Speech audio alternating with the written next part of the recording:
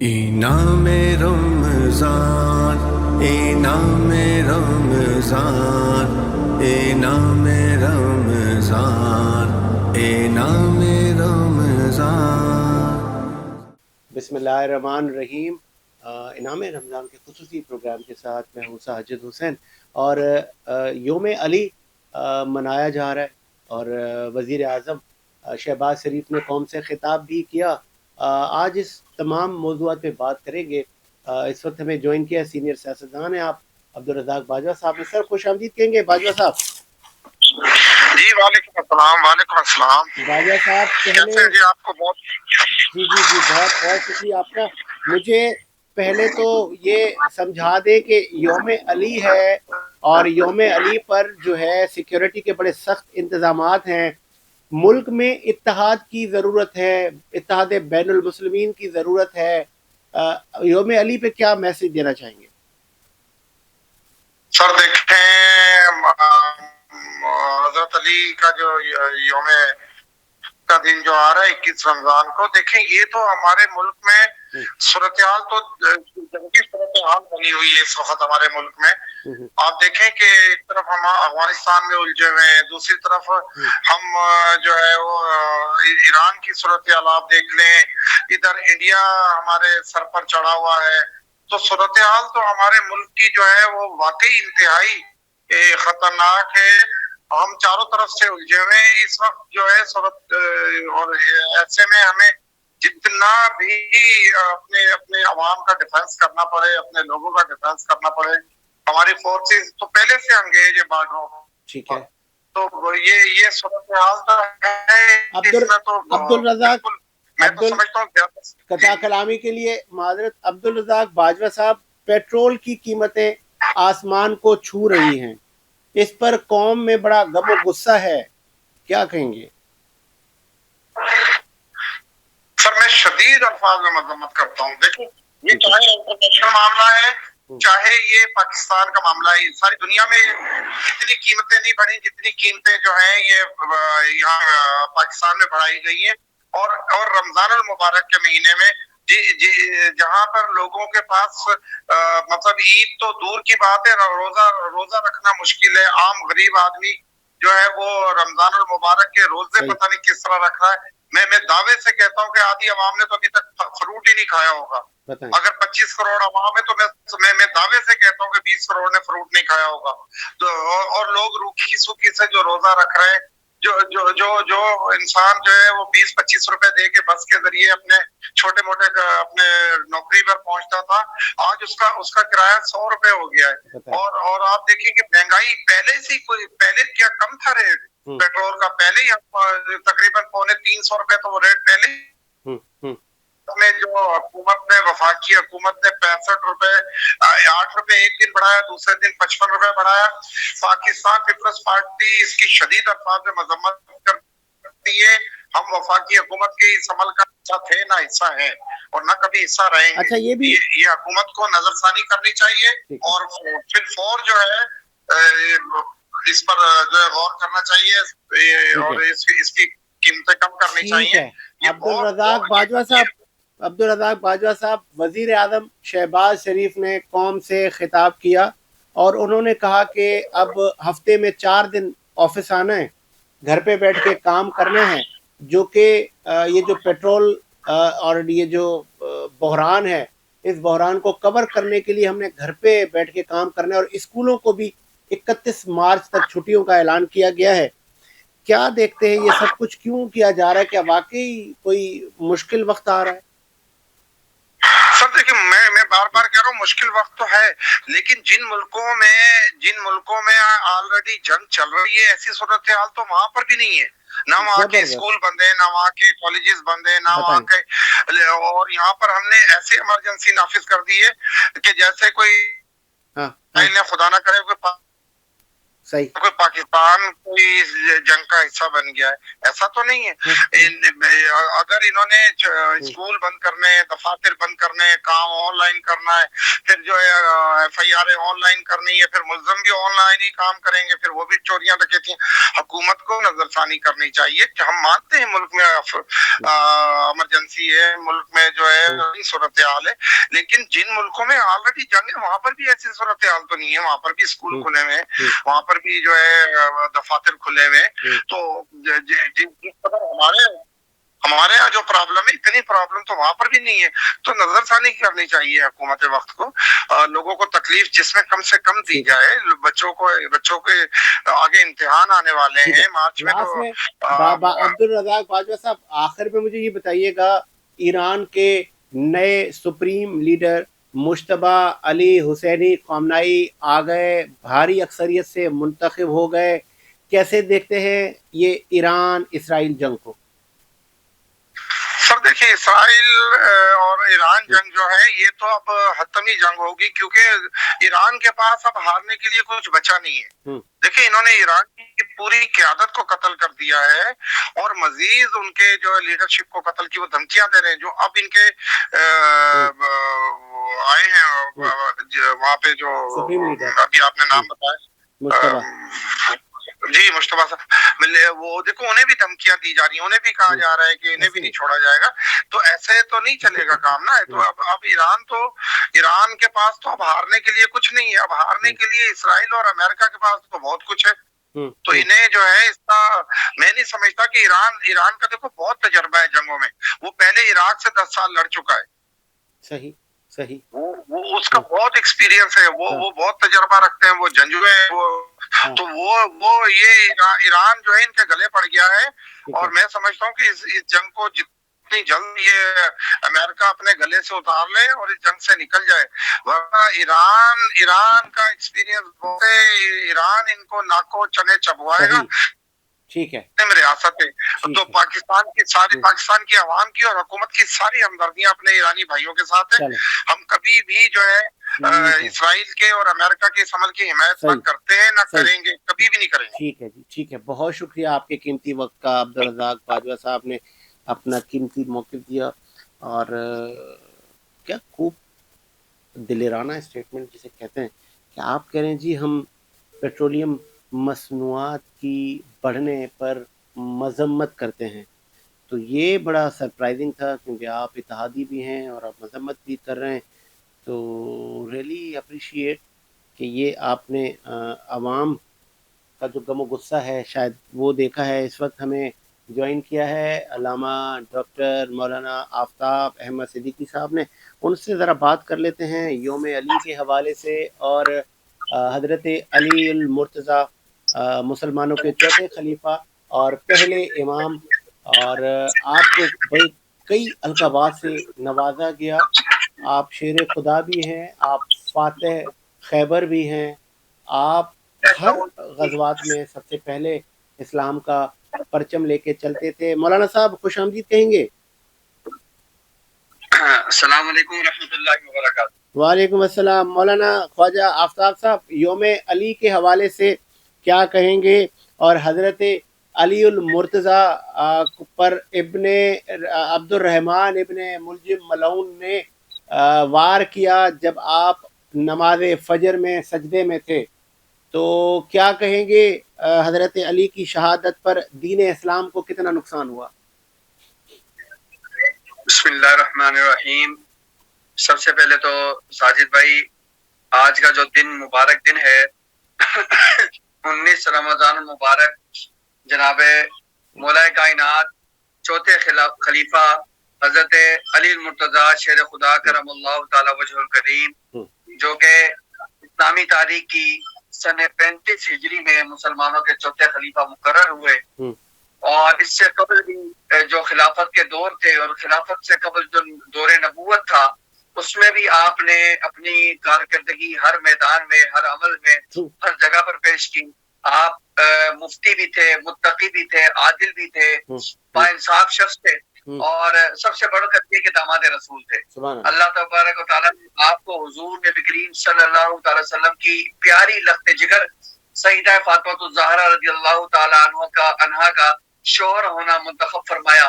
تو آپ کی بے شمار قربانیاں بھی ہیں اور بے شمار فضیلتیں بھی ہیں. یعنی اگر ہم فضیلتوں پر بات کریں تو اتنی فضیلتیں ہیں کہ ایک جانب حضور نبی کریم صلی اللہ تعالی علیہ وآلہ وسلم ارشاد فرماتے ہیں کہ انا مدینۃ العلم وعلی بابھا، کہ میں علم کا شہر ہوں اور علی اس کا دروازہ ہے. اور پھر جو ہے کہیں پیارے نبی علیہ الصلوۃ والسلام ارشاد فرماتے ہیں، آپ فرماتے ہیں کہ انت منی بمنزلۃ ہارون من موسیٰ الا انہ لا نبی بعدی. آپ فرماتے ہیں کہ علی تمہاری اور میری نسبت ایسی ہے جیسے ہارون اور موسیٰ علیہ السلام کی، مگر یہ بات یاد رکھو کہ میرے بعد کوئی نبی نہیں. اور اس طرح کے بے شمار جو ہے واقعات ہیں، بے شمار ہمیں احادیث مبارکہ ملتی ہیں جہاں حضور نبی کریم صلی اللہ تعالی علیہ وآلہ وسلم حضور نبی کریم صلی اللہ علیہ وسلم جو ہے مولا کائنات علی مرتضیٰ کے فضائل کو بیان فرماتے ہیں. جب جو ہے خیبر کا موقع ہوتا ہے تو حضور ارشاد فرماتے ہیں کہ کل میں جھنڈا اس کے ہاتھ میں دوں گا جس کے ہاتھ پر اللہ تبارک و تعالی خیبر کو فتح عطا فرمائے گا، اسلام کو فتح عطا فرمائے گا. ٹھیک ہے. تو اسی طرح جو ہے ایک مقام پر حضرت ابن عبداللہ ابن عباس فرماتے ہیں کہ علم کے 10 حصوں میں سے 9 حصے حضرت علی کو عطا کیے گئے. ایسے نہیں آپ جو ہے وہ علم کا شہر ہے. اب میں آپ کو یہاں روکوں گا، مجھے ایک قصہ یاد آ گیا، میں چاہوں گا کہ آپ کی موجودگی کا فائدہ اٹھاتے ہوئے، میں کسی نجی چینل پہ دیکھ رہا تھا کہ ایک موصوف ہمارے عالم دین کہیں، حافظ قرآن کہیں، وہ ایک کوئی زرہ کا قصہ سنا رہے تھے حضرت علی المرتضیٰ کے حوالے سے کہ حضرت علی المرتضیٰ پہ کسی کافر نے، یہودی نے الزام لگایا کہ میری زرہ علی نے چرائی ہے. وہ فیصلہ قاضی شورا کے پاس گیا. کچھ ایسا کوئی قصہ تھا کیا؟ کچھ ایسا ہوا تھا؟ حضرت علی پر الزام لگا تھا زرہ کے حوالے سے؟ جی ہاں. میرے علم میں ایسا کوئی واقعہ فی الحال ہے نہیں، دیکھنا پڑے گا اس کے تاریخ کی کتب میں. میں آپ کو مزید اس پہ روشنی ڈال. پھر وہ قصہ انہوں نے یوں مختصر اینڈ کیا کہ وہ حضرت علی قاضی کے پاس گئے اور قاضی نے حضرت علی سے گواہ مانگے 2، جو کہ حضرت علی وہ گواہ نہ دے سکے، اور اس کو کنیکٹ کیا جا رہا تھا حضرت علی کے عدل و انصاف سے. تو وہاں پر میں نے سوال اٹھایا، میں نے کہا کیا آپ کو لگتا ہے کہ اس قصے کی کوئی صحیح حدیث، کوئی صحیح کوئی مستند؟ کیونکہ مجھے تو اس سے عکس یہ آ رہا ہے کہ اس میں تو مولا کی شان آپ گھٹا رہے ہیں. کیونکہ حضرت علی کے لیے جیسے آپ نے کہا کہ سارا علم تو ان کے پاس تھا، علی سے پوچھو آسمان و زمین کا علم، توریت، زبور، قرآن پاک کا علم. علی خود کہہ رہا ہے کہ مجھے تو یہ ریگریٹ ہے کہ مجھے جتنا علم تھا مجھ سے اتنا پوچھا ہی نہیں گیا. اور اس قصے سے تو یہ لگ رہا ہے کہ جیسے علی کو کچھ پتہ نہیں اور علی مولا کائنات جا رہے قاضی سے فیصلہ کروانے. یہاں ایک بات عرض کرتا چلوں ساجد بھائی، حضرت مولا کائنات علی مرتضیٰ شیر خدا کرم اللہ تعالی وجہ الکریم کے عدل کے حوالے سے اگر بات کی جائے تو جب جو ہے رسولین نے جو حضرت مولا کائنات علی مرتضیٰ پر جو حملہ کیا، وار کیا، اور ملزم نے جب وار کیا تو آپ زخمی ہوئے، اور زخمی ہونے کے بعد جب جو ہے آپ کے بیٹے آپ کے پاس تشریف لائے تو آپ نے کیا وصیت فرمائی؟ آپ نے فرمایا کہ اگر میرے قاتل کے ساتھ جو ہے وہ اس کا جو ہے وہ قصاص لو تو اس کو جو ہے ایک بار اس کو مارنا، کیونکہ اس نے مجھے ایک بار مار کر زخمی کیا تھا. علی مرتضیٰ جو ہے وہ انصاف کے معاملے میں، عدل کے معاملے میں اس قدر جو ہے وہ پابند تھے. اور حضرت علی المرتضیٰ شیر خدا کرم اللہ تعالی وجہ الکریم کے جو دیگر پہلے کے جو خلیفہ تھے، حضرت ابوبکر صدیق، عمر فاروق اعظم اور عثمان غنی، ان کے ساتھ جو بہترین تعلقات تھے، اس کی بنا پر حضرت عمر بن خطاب رضی اللہ تعالیٰ عنہ نے ایک تاریخی جملہ ارشاد فرمایا کہ اگر علی نہ ہوتے تو عمر ہلاک ہو جاتا.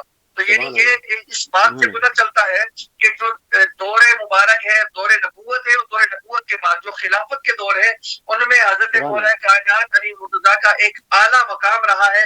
اور کیوں نہ ہو، اعلیٰ مقام اس وجہ سے ہے کہ مقام حضرت حضور نبی کریم صلی اللہ علیہ وسلم خود بتا کر گئے، خود آپ نے اعلان فرمایا، خود بتایا کہ مولا علی کی وہ فضیلت ہے جو ہے فضائل کے اعتبار سے مولا علی سب سے آگے ہے.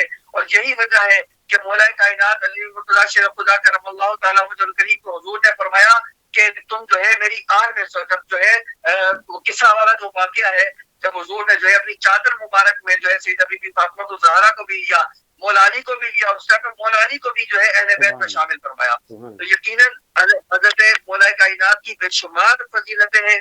اور یہ جو 19 رمضان کا دن ہے، یہ یاد ہے اس دن کی کہ جس دن جو ہے آپ پر فجر کی نماز کے وقت میں جو ہے اس خبیث لعین نے، خارجی نے آپ پر حملہ کیا، اور زہر آلود جو تلوار تھی اس سے آپ پر جو ہے وہ بہت تیز وار کیا، جس سے آپ شدید زخمی ہوئے.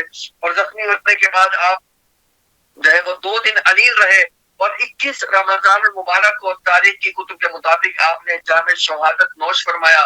اللہ تبارک و تعالیٰ کی بارگاہ میں دعا ہے کہ اللہ تبارک و تعالیٰ جو ہے ہمیں مولا کائنات کی کے فضائل اور مناقب ہمیشہ بیان کرتے رہنے کی توفیق نصیب آمین فرمائے. آمین آمین اور مولا آمین. بہت کائنات شکریہ، بہت شکریہ، بہت شکریہ آپ کا. آپ نے اپنا قیمتی وقت دیا اور آپ نے روشنی ڈالی حضرت علی المرتضیٰ کی زندگی پر، اور آپ نے ہمیں بتایا کس طرح آپ بہادری سے زندگی جیتے تھے. ایک وقفہ لیتے ہیں جی، وقفے کے بعد آتے ہوتے ہیں. انعام رمضان، انعام رمضان، انعام رمضان، انعام رمضان.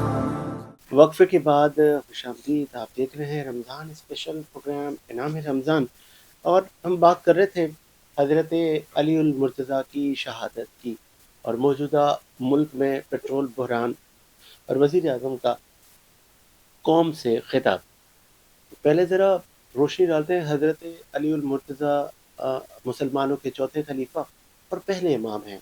آپ کے صاحبزادے حسن اور حسین ہیں، جن کے لیے کہا گیا کہ یہ جوانان جنت کے سردار ہیں، اور ان کی والدہ جو کہ خاتون جنت ہیں، اور ان کے والد ان سے بھی بہتر ہیں. آپ کی زندگی اور آپ کو یہ بھی فضیلت حاصل ہے کہ آپ پہلے بچے ہیں جس نے دین اسلام قبول کیا اور صدا بلند کی لا الہ الا اللہ محمد رسول اللہ کے نبی میں تم پر ایمان لایا. اور آپ کی پوری ہی زندگی دین اسلام کے لیے وقت تھی. اور آج 19 رمضان المبارک آپ جب اذان فجر کے وقت تھا اور اذان نماز فجر ادا کر رہے تھے، تو آپ کے سر اقدس پر ملعون عبد الرحمن ابن ملجم نے زہریلی تلوار سے وار کیا، جس سے آپ زخمی ہو گئے، اور 21 رمضان المبارک کو آپ جام شہادت نوش کر گئے. اور آپ کی شہادت سے دین اسلام کو بڑا نقصان پہنچا. خوارج کامیاب ہو گئے اپنے مقصد میں، اور یہ شاید آخری امید تھی کہ جو مسلمانوں کو جس نے جوڑے رکھا تھا حضرت علی کی شہادت کے بعد، شاید اب دوبارہ جڑ نہ سکے. عبد الرحمن ابن ملجم کو جب حسنین کریمین نے پکڑ لیا، آپ کے صحابہ نے ان کو گرفتار کر لیا، پھر آپ سے پوچھا گیا قصاص کے بارے میں، تو آپ نے کہا، عدل انصاف کا تقاضا یہ تھا کہ آپ نے کہا کہ ایک ہی وار کیا جائے ملعون عبد الرحمن ابن ملجم پر، جس طرح انہوں نے ایک وار مجھ پر کیا. یہ نہیں کہا کہ آپ ان کے ساتھ ایسا سلوک کریں، ایسا سلوک کریں. تو کیا ہی کہیے حضرت علی المرتضیٰ کے بارے میں کہ آپ کی شہادت کے بعد وہ بچے دودھ کے لیے بلک رہے تھے کہ آپ جن کی کفالت کیا کرتے تھے، آپ یتیموں اور غریبوں کے لیے مسیحا تھے. جب آپ کو یہ خلافت ملی تو بڑا مشکل وقت آپ نے دیکھا. آپ سے کئی غزوات لڑی گئیں، آپ پہ بڑی آزمائشیں آئی گئیں. جنگ جمل جیسی آزمائش سے بھی آپ گزرے، اور آپ ثابت قدم رہے. اور میں صدقے جاؤں رسول اللہ صلی اللہ علیہ وآلہ وسلم پر کہ جنہوں نے آپ کو کہا تھا کہ جس کا میں مولا اس کا علی مولا. آپ کی شاید ولایت کو امت سمجھنے میں آج تک ناکام رہی ہے. آپ نے دین اسلام کے لیے نہ صرف خود بلکہ پورا گھرانہ قربان کر دیا. یہ آپ ہی کو فضیلت حاصل ہے کہ آپ نے کہا تھا کہ علی کی تلوار اگر اٹھتی ہے تو صرف دین کے لیے اٹھتی ہے، اپنے کسی بدلے کے لیے نہیں اٹھتی. اور پھر محمد مصطفیٰ نے کہا کہ جب حق اور باطل کے درمیان علی آ جائے تو اے لوگو سمجھ لینا کہ علی حق پر ہوں گے. جب حق اور باطل کا مار کا ہو تو آپ علی کی صفوں میں آ کے کھڑے ہوئیے گا، کیونکہ علی حق پر ہوں گے. اور پھر تاریخ اسلام نے بھی دیکھا کہ ہر جنگ میں حضرت علی فاتح قرار پائے، اور نہ صرف فاتح قرار پائے البتہ کئی نامی گرامی حارث مرہب جیسے کفار کو واصل جہنم پہنچایا۔ یہ دراصل اگر اس کو کہتے ہیں نا کہ شارٹ کریں تو دین محمد کی جو قربانی ہے وہ بہت سارے صحابہ رسول اور اہل بیت کے گھرانوں نے دی ہے۔ یہ نبی کریم صلی اللہ علیہ وآلہ وسلم کے سینے پر کلام پاک اترا اور آپ اپنی بیٹی فاطمہ الزہرا کے گھر رہائش پذیر ہوا کرتے تھے، اور یہ دین وہیں پہ اترتا تھا۔ تو حسنین کریمین آپ کو وحی کے عالم میں بھی دیکھتے تھے، آپ کے دین آپ کے گھر میں ہی اس نے جنم لیا، ایسا کہہ سکتے ہیں، وہیں سے پلا بڑا، پھر گھر سے باہر گیا، پھر اس نے بلال حبشی کو گلے لگایا، سلمان فارسی کو گلے لگایا، پھر یوں یہ دین بڑھتے بڑھتے آج ہماری نسلوں میں بھی آ گیا۔ اور جب بھی اس دین محمد پر برا وقت آیا ہے، جب بھی اس دین محمد پر برا وقت آیا تو اس وقت اہل بیت کے لوگوں نے قربانیاں دی۔ مجھے وہ وقت بھی یاد ہے، ایک ٹریجڈی ہوئی، اس کو ٹریجڈی آف کربلا کہتے ہیں۔ اس وقت بھی آپ کے چھوٹے صاحبزادے امام حسین عالی مقام نے جامع شہادت نوش کی، آپ کو دھوکے سے بلایا گیا، آپ نے بھانپ لیا تھا کہ حالات کس سمت جا رہے ہیں، آپ نے اپنے حج کو چھوڑ دیا، حج کو عمرے میں تبدیل کیا، آپ سے احرام کھلوائے گئے، آپ اپنا پورا کنبہ لے کے دین کی تبلیغ کے لیے نکل پڑے۔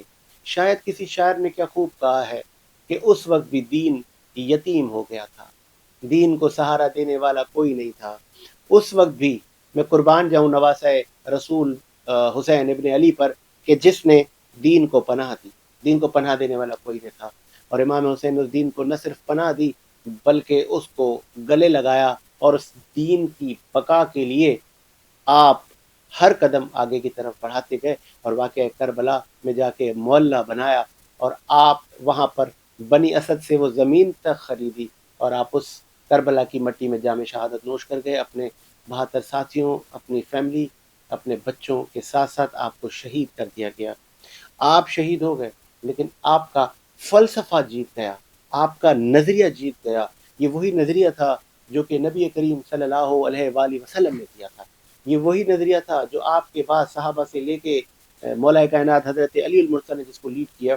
پھر قصہ مختصر کہ جب امام حسین سے وقت یزید ملعون نے بیعت طلب کی تو اس وقت دیگر صحابہ کے بیٹے بھی تھے، سب نے سر تسلیم خم کر لیا، لیکن اگر حسین اس وقت سر تسلیم خم کرتے تو آج دین ہم تک کیسے پہنچتا، اور وہ کیسے کر سکتے تھے۔ مجھے وہ سینٹینس کو میں جوڑوں گا، امام علی خامنائی جامع شہادت نوش کر گئے کچھ دن پہلے، سپریم لیڈر ایران کے، انہوں نے اپنے ٹویٹ میں لکھا تھا کہ مجھ جیسا تجھ جیسے کی بیعت نہیں کر سکتا۔ انہوں نے کوٹ کیا، یہ وہی سینٹینس تھا، یہ وہی جملہ تھا جو کہ آج سے 1400 سال پہلے حسین ابن علی نے کہا تھا وقت یزید کو کہ حسین جیسا یزید جیسے کی بیعت نہیں کر سکتا۔ کیا آپ کو پتہ نہیں ہے میرا جد کیا ہے؟ آپ کو نہیں پتا میں کس گھرانے سے ہوں؟ امام حسین نے کہا کہ ہے آپ کا نانا میرے نانا جیسا، ہے آپ کی والدہ میری والدہ جیسی، میرے بابا جیسا کہ آپ کا بابا ہے؟ جب ایسا کچھ نہیں ہے تو تم سمجھ جاؤ کہ حسین جیسا یزید جیسے کی بیعت نہیں کر سکتا۔ تو ہمیں اس پیغام کو آگے بڑھانا ہے۔ مجھے امید ہے کہ امت مسلمہ اس مشکل وقت میں ایک ہو جائیں گے۔ آج ہمیں اتحاد کی ضرورت ہے۔ مجھے ساجد حسین کو اجازت دیجیے، ملاقات ہوگی نیک کے ساتھ۔ اللہ حافظ۔ انعام رمضان، انعام رمضان، انعام رمضان،